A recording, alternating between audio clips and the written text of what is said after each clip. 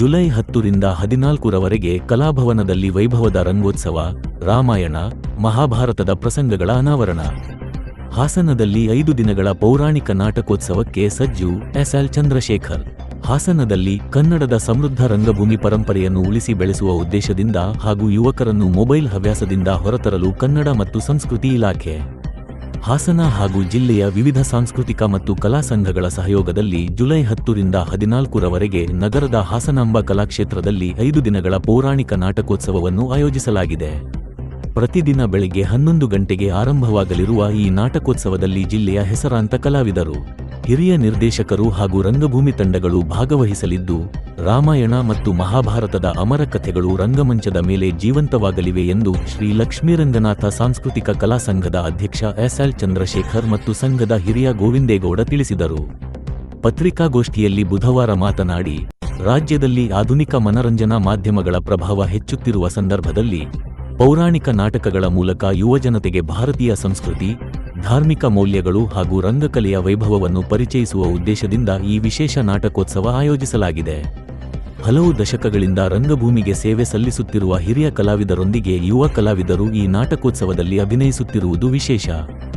ನಾಟಕೋತ್ಸವದ ಮೊದಲ ದಿನವಾದ ಜುಲೈ 10ರಂದು ಶ್ರೀ ಚಾಮುಂಡೇಶ್ವರಿ ಕ್ಷೇಮಾಭಿವೃದ್ಧಿ ಕಲಾಸಂಘ, ರಾಜಾಜನಗರ ತಂಡದಿಂದ ಕುರುಕ್ಷೇತ್ರ ಅಥವಾ ಧರ್ಮರಾಜ್ಯ ಸ್ಥಾಪನೆ ನಾಟಕ ಪ್ರದರ್ಶನಗೊಳ್ಳಲಿದೆ. ರಾಜ್ಯೋತ್ಸವ ಪ್ರಶಸ್ತಿ ಪುರಸ್ಕೃತ ಪಾಲಾಕ್ಷಚಾರ್ ಅವರ ನಿರ್ದೇಶನದಲ್ಲಿ ಈ ನಾಟಕ ವೇದಿಕೆಗೇರಲಿದ್ದು, ಮಹಾಭಾರತದ ಧರ್ಮ ಅಧರ್ಮದ ಸಂಘರ್ಷವನ್ನು ರಂಗರೂಪದಲ್ಲಿ ಅನಾವರಣಗೊಳಿಸಲಿದೆ. ಜುಲೈ 11ರಂದು ಶ್ರೀ ಅನ್ನಪೂರ್ಣೇಶ್ವರಿ ಕಲಾಸಂಘದ ವತಿಯಿಂದ ಕುರುಕ್ಷೇತ್ರ ನಾಟಕ ಪ್ರದರ್ಶನ ನಡೆಯಲಿದೆ. ಡಿಸಿ ಪುಟ್ಟರಾಜು ಅವರ ನಿರ್ದೇಶನದಲ್ಲಿ ಸಿದ್ಧವಾಗಿರುವ ಈ ನಾಟಕದಲ್ಲಿ ದುರ್ಯೋಧನ, ಶ್ರೀಕೃಷ್ಣ, ಕರ್ಣ, ಭೀಮ, ಅರ್ಜುನ, ಧರ್ಮರಾಜ, ಶಕುನಿ, ಧೃತರಾಷ್ಟ್ರ ಸೇರಿದಂತೆ ಅನೇಕ ಪ್ರಮುಖ ಪಾತ್ರಗಳಿಗೆ ಜಿಲ್ಲೆಯ ಹೆಸರಾಂತ ಕಲಾವಿದರು ಜೀವ ತುಂಬಲಿದ್ದಾರೆ. ಕಾರ್ಯಕ್ರಮಕ್ಕೆ ಕನ್ನಡ ಮತ್ತು ಸಂಸ್ಕೃತಿ ಇಲಾಖೆಯ ಅಧಿಕಾರಿಗಳು, ಕಲಾವಿದರ ಹಿತರಕ್ಷಣಾ ಸಮಿತಿಯ ಪದಾಧಿಕಾರಿಗಳು ಹಾಗೂ ಹಲವು ಗಣ್ಯರು ಭಾಗವಹಿಸಲಿದ್ದಾರೆ.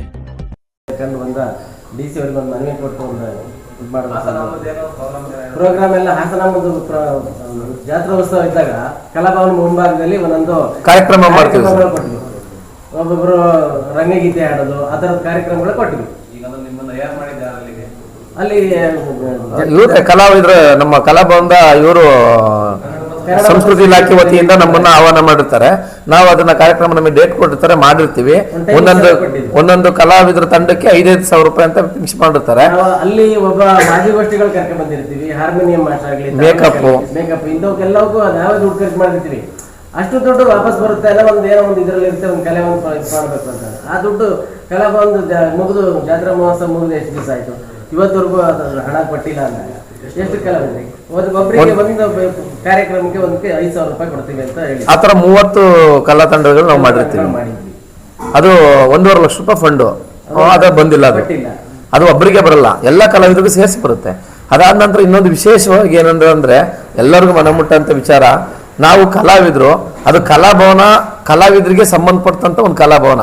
ಈಗ ನಾವು ಬೀದಿಲಿ ಮಾಡೋಕ್ಕಾಗಲ್ಲ, ಅಥವಾ ನಾವು ಕಲಾಭವನದಲ್ಲಿ ಮಾಡ್ತೀವಿ. ನಮ್ಮ ಹತ್ರ 13,440 ರೂಪಾಯಿ ದುಡ್ಡನ್ನ ಕಟ್ಟಿಸ್ಕೊತಾರೆ. ಕಮ್ಮಿ ಮಾಡ್ಬೇಕು. 13,440 ರೂಪಾಯಿ ದುಡ್ಡನ್ನ ಕಟ್ಟಿಸ್ಕೊಂಡು ಮತ್ತೆ ಜನರೇಟ್ರು ಕರೆಂಟ್ ಹೋದ್ರೆ ಜನರೇಟ್ಗೆ ಅಂತೇಳಿ 2,000 ರೂಪಾಯಿ ದುಡ್ಡನ್ನ ಕಟ್ಟಿಸ್ಕೊತಾರೆ ಹೆಚ್ಚುವರಿಯಾಗಿ. ಅಲ್ಲಿ ಕಸನ ಗುಡ್ಸಕ್ಕೆ ಅದಕ್ಕೂ ಕೂಡ 1,500 ರೂಪಾಯಿನ ಚಾರ್ಜ್ ಮಾಡ್ತಾರೆ. ಇದು ನಮ್ಗೆ ಮನಸ್ಸಿಗೆ ತುಂಬಾ ನೋವು ಉಂಟು ಮಾಡಿದೆ.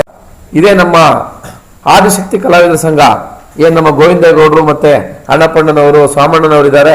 ಅವರು ಮುದ್ರಿಕಾ ಪ್ರಧಾನ ಅಥವಾ ಸಂಪೂರ್ಣ ರಾಮಾಯಣ ಎಂಬ ಒಂದು ಪೌರಾಣಿಕ ನಾಟಕವನ್ನ ಬಿಡಿ ಅಣ್ಣಪ್ಪಣ್ಣನವರ ಅಧ್ಯಕ್ಷತೆಯಲ್ಲಿ ಗಾಡೇನಹಳ್ಳಿ ವೀರಭದ್ರಾಚಾರ್ಯ ಅವರ ನಿರ್ದೇಶನದಲ್ಲಿ ಮೂಡಿ ಬರ್ತಾ ಇದೆ.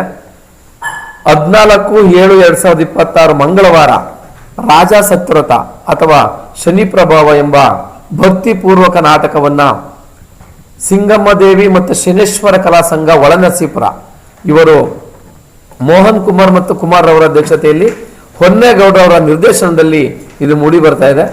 ಹೀಗೆ ನಾವು 10ನೇ ತಾರೀಕಿಂದ 14ನೇ ತಾರೀಕುವರೆಗೂ ಪ್ರತಿದಿನ ಸಮಯ 10:30 ಕಲಾಭವನದಲ್ಲಿ ಹಾಸನಾಂಬ ಕಲಾಭವನದಲ್ಲಿ 10:30ಕ್ಕೆ ನಾವೆಲ್ಲ ಒಂದು ಪ್ರದರ್ಶನ ಮಾಡ್ತಾ ಇದ್ದೀವಿ. ಪ್ರೇಕ್ಷಕರು ದಯಮಾಡಿ ನಮ್ಮ ಒಂದು ಈ ಕರೆಗೆ ಹೋಗುಟ್ಟು ನಮ್ಮ ಒಂದು ಏನು ಒಂದು ಕಲೆ ಪ್ರದರ್ಶನ ಮಾಡ್ತಾ ಇದ್ದೀವಿ ಅದಕ್ಕೆ ಬಂದು ಸಹಕರಿಸಬೇಕಾಗಿ ತಮ್ಮಲ್ಲಿ ಮನವಿ. ಇದು ಉಚಿತ ಪ್ರವೇಶ. ನಾವು ಯಾವುದೇ ಒಂದು ಅವ್ರ ಹತ್ರ ಟಿಕೆಟ್ ಹಣ ಸಂದಾಯ ಮಾಡೋದಾಗ್ಲಿ ಯಾವುದೋ ರೀತಿ ಇಲ್ಲ. ತಮ್ಮ ಕೈಲಾದಷ್ಟು ನಾವು ಬಂದವರಿಗೆ ಒಂದು ಪ್ರಸಾದ ಟೈಪ್ ಒಂದು ಟಿಫನ್ ಮಾಡಿಕೊಡ್ತಾ ಇದ್ದೀವಿ. ಅದು ಕೊಟ್ಟು ನಾವು ಒಂದು ಸೀನರಿ ಎಲ್ಲ ಹಾಕಿಸ್ಕೊಂಡು 2 ಲಕ್ಷ ದುಡ್ಡು ಖರ್ಚು ಮಾಡ್ಕೊಂಡು ಮಾಡ್ತಾ ಇದ್ದೀವಿ. ದಯಮಾಡಿ ಎಲ್ಲ ಕಲಾವಿದರಿಗೆ ನಮ್ಮ ಒಂದು ಸವಿನಯ ಪ್ರಾರ್ಥನೆ, ಒಂದು ಪ್ರೇಕ್ಷಕರು ದಯಮಾಡಿ ಕಲಾಭವನಕ್ಕೆ ಬಂದು ನಮ್ಮ ನಾಟಕಗಳನ್ನ ವೀಕ್ಷಣೆ ಮಾಡಿ ನಮ್ಮೆಲ್ಲರನ್ನು ಒಂದು ಹುರಿದುಂಬಿಸಬೇಕು. ಮತ್ತೆ ಮುಂದೆ ಬೆಳೆಯತಕ್ಕಂಥ ಕಲಾವಿದರುಗಳನ್ನ ಈ ರೂಪದಲ್ಲಿ ಅವ್ರನ್ನ ಬೆಳೆಸಬೇಕು.